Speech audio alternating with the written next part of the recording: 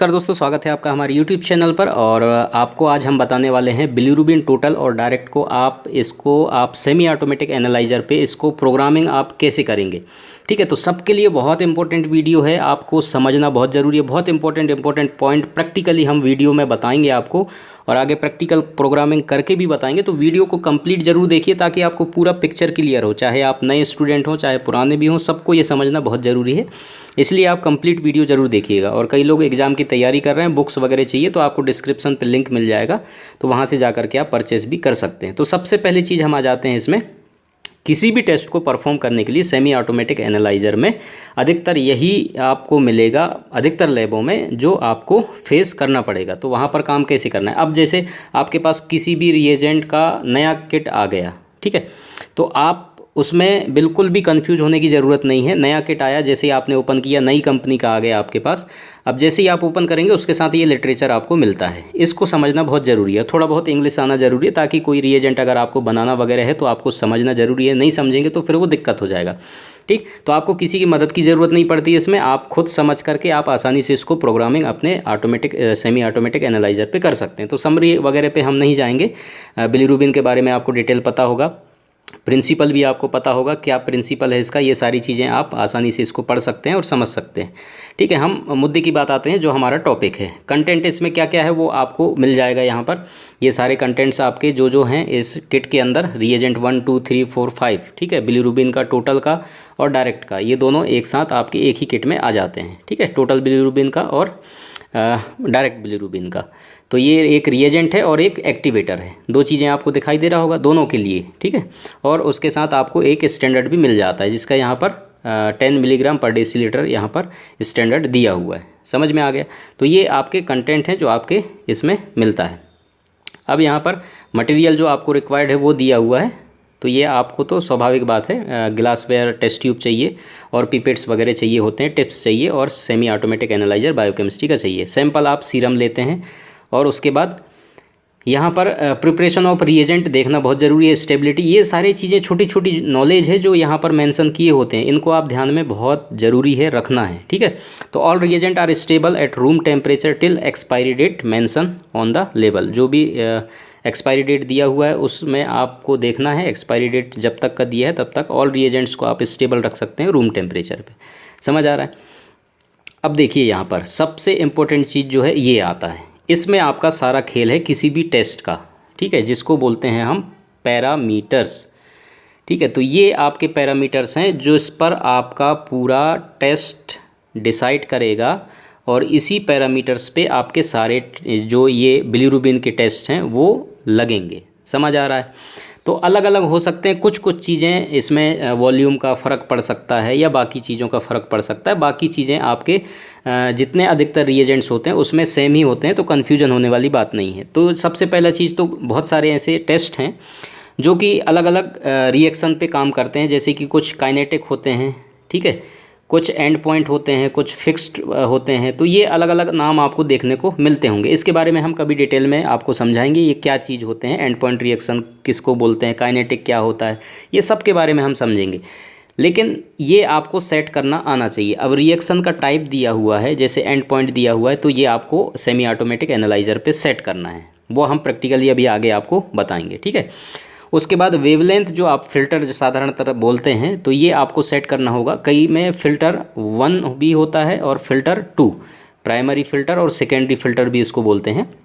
कई में केवल प्राइमरी होता है, एक ही होता है फ़िल्टर, और कई में दोनों फ़िल्टर सेट करने होते हैं। समझ में आ रहा है। तो दोनों को आपको सेट करने दें जो यहाँ पर दिया हुआ है। तो कई सेमी ऑटोमेटिक एनालाइज़र पे थोड़ा बहुत आगे पीछे हो सकता है, तो दिक्कत वाली बात नहीं है, तो इसके आसपास ही होना चाहिए। जैसे यहाँ पर 546 दिया है, तो हो सकता है वो आपका 530 है, जैसे यहाँ पर दिया ना 530 से 550। समझ में आ रहा है। तो इस तरीके से थोड़ा बहुत फ़र्क पड़ सकता है। उसके बाद टेम्परेचर है, बहुत ज़रूरी है, 37। इंक्यूबेशन बहुत ज़रूरी है, 5 मिनट दिया है। रिएजेंट वॉल्यूम और सैंपल वॉल्यूम, इस पे हम बात करेंगे जब प्रोसीजर हम बताएंगे आपको कैसे करते हैं, लेकिन मैं थोड़ा सा शॉर्ट में बता देता हूँ। तो ये जो वॉल्यूम है 1 ml बोला है, ठीक है, रिएजेंट, और उसके बाद सैंपल वॉल्यूम 50। आप कम में भी इसको लगा सकते हैं। ठीक है, सीधे इसको हाफ कर दीजिए, 500 माइक्रोलीटर कर दीजिए, ये भी हाफ हो जाएगा आपका 25 हो जाएगा। समझ में आ रहा है? तो ये भी आपको कर सकते हैं, लेकिन मशीन में वो चीज़ें आपको मेंशन करना पड़ेगा, ठीक है। और उसके बाद स्टैंडर्ड दिया है 10 mg पर डेसीलीटर। अब इसका यूनिट यहाँ पर आपको मिल जाता है, जो कि आपको मशीन में भी सेट करने को बोलेगा यूनिट, ठीक है। तो ये mg पर डेसीलीटर में दिया है, तो यूनिट आपको यहाँ से मिल जाता है। समझ आया? उसके बाद जीरो सेटिंग करना है तो वो तो आपको पता ही होगा, डिस्टिल वाटर से आप कर सकते हैं। उसके बाद लाइट पाथ दिया है 1 सेंटीमीटर। एक चीज़ और होता है जो आपको सेट करना होता है, लीनियरिटी, तो वो भी यहाँ पर दिया हुआ रहता है। लीनियरिटी क्या चीज़ें हैं, वो सारी चीज़ें आपको सेट कर देना है। समझ में आ रहा है? तो इसमें आपको देखने को मिल जाएगा लीनियरिटी ये दिया हुआ है, तो लीनियरिटी इसकी 20 दिया हुआ है। समझ में आ रहा है? अब जो यहाँ पर बाकी चीज़ें भी बहुत इंपॉर्टेंट है, ये सारी चीज़ें आप पढ़ लीजिएगा, ठीक है। और उसके बाद सबसे इम्पोर्टेंट चीज़ होता है ये प्रोसीजर। तो ये प्रोसीजर को आपको फॉलो करना है, टेस्ट ट्यूब मेंशन करके, वो हम प्रोसीजर बताएंगे तब आपको। आज केवल पैरामीटर सेट करना आप सीख जाइए, ठीक है। उसके बाद ये कैलकुलेशन दिया हुआ है, और उसके बाद नॉर्मल वैल्यू। नॉर्मल वैल्यू सबका आपको पता होना चाहिए, और हर लेबोरेटरीज की अपनी एक नॉर्मल वैल्यू का पूरा चार्ट बना हुआ रहता है, जिसको वो फॉलो करता है। तो वो चीज़ें हर लेबोरेटरीज़ का अपना एक नॉर्मल वैल्यू का डिसाइड रहता है कि ये नॉर्मल वैल्यू हर टेस्ट का होना चाहिए, ठीक। तो उसको आपको फॉलो करना है, बाकी किट में भी मेंशन किया हुआ रहता है। तो इस तरीके से आपको ये जनरल चीज़ें हैं जो मुझे बताना था, वो मैंने आपको इसमें बता दिया। अब हम आगे प्रैक्टिकली देखेंगे इसको हम सेट कैसे करते हैं। तो थोड़ा बहुत मैं आपको इसमें पिक्चर दिखा देता हूँ, फिर हम एनालाइज़र पे चलते हैं और उसके बाद देखेंगे। तो पहला पेज जब आप जाएंगे तो इस तरीके से आपको यहाँ पर दिखाई देगा। क्या क्या चीज़ें इंपॉर्टेंट चीज़ें आपको ध्यान देना है वो मैं आपको बता देता हूँ। तो ये मोड जैसे सेलेक्ट किया, एंड पॉइंट, उसके बाद ये फ़िल्टर है 1 और 2, ठीक है। और उसके बाद ऑप्टिकल डेंसिटी, रिएजेंट का फैक्टर, ये सब चीज़ें तो जनरेट हो जाएगा जब आप टेस्ट स्टार्ट करेंगे। तो स्टैंडर्ड का कंसंट्रेशन अभी इसमें सेट नहीं हुआ है, ठीक है। केवल आपको ऑप्शन दिखा देता हूँ। क्या डिले टाइम जो होता है, जो मशीन रिपोर्ट देने में आपको कितना समय लेगा, और बाकी इंक्यूबेशन तो आप बाहर करेंगे। जैसे 5 मिनट का करना है तो 5 मिनट आपको इंक्यूबेशन करना पड़ेगा, उसके बाद आप टेस्ट करेंगे उसके लिए, ठीक है। और रीडिंग टाइम आपको यहाँ पर देना है। और उसके बाद नॉर्मल और मिनिमम, नॉर्मल, मिनिमम और मैक्सिमम जो नॉर्मल रेंज होता है, जैसे कि मैंने आपको बताया, तो वो यहाँ पर आपको सेट करना है। हर लेबोरेटरीज़ का अपना अपना होता है। उसके बाद टेम्परेचर, यूनिट क्या था मैंने आपको बता दिया, ठीक है। तो ये नॉर्मल रेंज यहाँ पर सेट करेंगे तो वो बता देगा मशीन आपको क्या कैसा है। समझ में आ गया? तो ये चीज़ें हैं। उसके बाद आगे का पेज जब आप ओपन करेंगे तो आपको यहाँ पर देखने को मिलेगा ये वाला ऑप्शन, ठीक है। तो यहाँ पर भी आप देख लीजिए, लीनियरिटी दिया हुआ है, जो जो चीज़ें उसमें लिटरेचर में है वो आपको सेट करना है। उसके बाद सैंपल वॉल्यूम, जैसे कि मैंने बता दिया कितना है, वो आपको डिसाइड करना है उसके अकॉर्डिंग। R1 R2 वॉल्यूम है, तो 2 रिएजेंट अगर हैं तो यहाँ पर दोनों का वॉल्यूम देना पड़ेगा। एक है तो एक ही दीजिए, ठीक है। अब ये हमेशा ध्यान रखिए, यहाँ पर जैसे वॉल्यूम सैंपल का देख लीजिए 500 और 10, तो ये कितना हो गया, 510 हो जाएगा। और 25 आप इसमें से मिलाएंगे तो ये भी ऐड हो जाएगा। समझ में आ रहा है? तो मैंने यहाँ पर 450 एस्पिरेशन वॉल्यूम। एस्पिरेशन वॉल्यूम का मतलब होता है हमारा मशीन कितना रिएजेंट एस्पिरेट करेगा या लेगा टेस्ट को लगाने के लिए। अब यहाँ हमारे पास वॉल्यूम, यहाँ पर 25 और ऐड कर दीजिए तो ये हो जाएगा, कितना हो जाएगा, 35, ठीक है। तो ये हो गया 535। तो 535 माइक्रोलीटर मेरे पास रिएजेंट है मेरे टेस्ट ट्यूब में। अब मैंने यहाँ एस्पिरेशन बोला है 450 माइक्रोलीटर मशीन को एस्पिरेट करने को बोला है, तो ये 450 एस्पिरेट करेगा, बाकी रिएजेंट मेरे टेस्ट ट्यूब में बचेगा। तो उतना बचना है, हमेशा 50 माइक्रोलीटर कोशिश करिए, कम ही एस्पिरेशन रखिए, ठीक है। तो उससे आपका टेस्ट अच्छे से लग जाएगा और कोई एरर भी नहीं आएगा। अगर ये आप उतने का उतने रखेंगे तो एस्पिरेट करने में वो दिक्कत होगा। समझ में आ रहा है? तो इस चीज़ का आप विशेष ध्यान रखिए। बाकी चीज़ें यहाँ पर आपको कुछ सेट करने की ज़रूरत नहीं है। समझ में आ गया? तो ये चीज़ें हैं। उसके बाद नेक्स्ट पेज ये ओपन होकर आएगा, और ये कीबोर्ड है आपके सेमी ऑटोमेटिक एनालाइज़र का, अरबा का। तो आप इसको प्रीव्यू पे क्लिक करेंगे तो सेव का ऑप्शन भी आ जाएगा।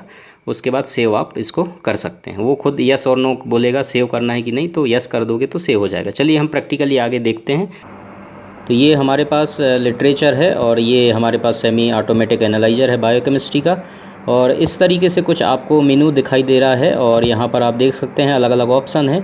तो हम पैरामीटर सेट करेंगे, तो यहाँ पर देख सकते हैं 2 नंबर पे टेस्ट पैरामीटर दिया है, 2 नंबर दबाएंगे, और जिस टेस्ट को भी हम पैरामीटर सेट करना है उस पर हम क्लिक कर देंगे। ऑलरेडी यहाँ पर इंटर्ड है बिलिरुबिन लिखा हुआ टोटल का, और नहीं लिखा होगा तो ब्लैंक पे जा कर के आप बिलीरुबिन टोटल का एक नया पैरामीटर भी बना सकते हैं। तो इस तरीके से जब आप देखेंगे बिलीरुबिन टोटल का, तो सबसे पहला जो ऑप्शन वहाँ पर रिएक्शन टाइप का आता है, तो ये एंड पॉइंट है, तो आपको वहाँ पर सेलेक्ट कर देना है फर्स्ट जो है एंड पॉइंट, ठीक है। तो उसी पर सेलेक्ट है और उसके बाद फ़िल्टर वाले ऑप्शन आते हैं, तो इनको भी आपको, ये ऑलरेडी यहाँ पर सेट हैं जैसा कि यहाँ पर दिया हुआ है। अगर सेट नहीं होता तो जो लिटरेचर में पैरामीटर्स में आपको फ़िल्टर का ऑप्शन दिया हुआ है उसमें वहाँ पर आप सेट कर सकते हैं और सिंपली उसको टाइप करना है जो कीपैड आपके पास रखा हुआ है। रिएजेंट ओडी तो आप जब एस्पिरेट करेंगे तो ऑटोमेटिक आ जाएगा, फैक्टर जनरेट हो जाता है।